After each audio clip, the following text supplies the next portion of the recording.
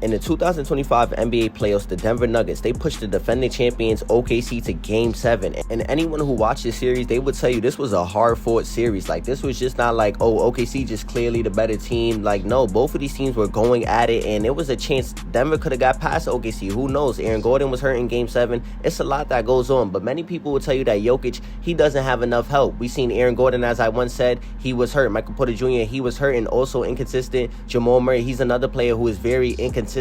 If Jamal Murray's consistent, then I don't think we'll be having these conversations, because in the playoffs, he does rise up to that all-star type level of play.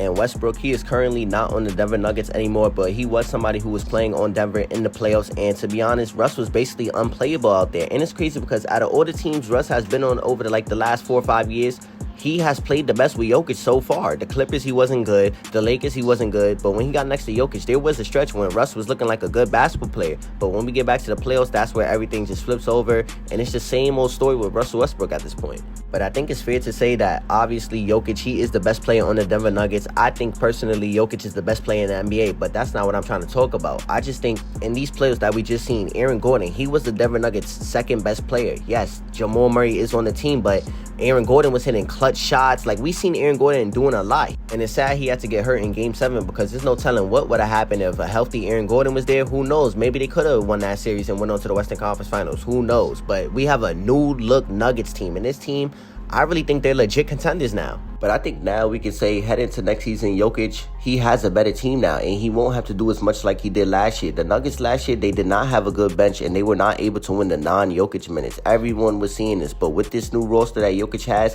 he can sit for a couple minutes, and somebody can play for him and back him up while he is getting rest. Then that way, when he does come back on the floor, he is 100% and able to close out the game, or able to just do what he does best, and that's be the best offensive player in the sport today. Now let's start off with the Cam Johnson trade for MPJ. First off, really great trade. Cam Johnson, he's available. He can shoot the ball. He's a really great decision maker. He can play defense. It's really just a good trade for the Nuggets. Like, it's a win-win. You didn't really lose shooting. You added more defense. So it's a good trade, honestly. Cam is somebody I believe who can win the NBA championship with this Nuggets team. I mean, he just fits in the role perfectly. We seen him go to the finals in 2021 with the Suns. Yes, the Suns did come up short that year, but I believe Cam that whole year from the regular season all the way to the playoffs, he did play his role very well. This time it will look better because the Nuggets, they have a good offense. Cam Johnson, he's going to be playing next to Jokic, who is the best offensive player in the sport, and he can help out teammates. He can make people look better than what they are. Not saying Cam Johnson's not a good player, but he can make Cam Johnson look just different. Next up is Tim Hardaway and Bruce Brown. Now, these are two good vets. The Nuggets, they needed this. Bruce Brown, he already won a championship with the Nuggets, so he's going to fit back in perfectly. It's not going to be, oh, is Bruce going to be able to fit? Can he fit again? Bruce will fit with the Nuggets. Now, Tim Hardaway last season with the Pistons, he was shooting lights out, and that's next to Cade. Cade's generating these looks for him. So imagine what Jokic is going to be able to do for him. This is just great. I'm glad they got some vets on this unit. I'm glad they got shooters. I'm glad they got energy guys.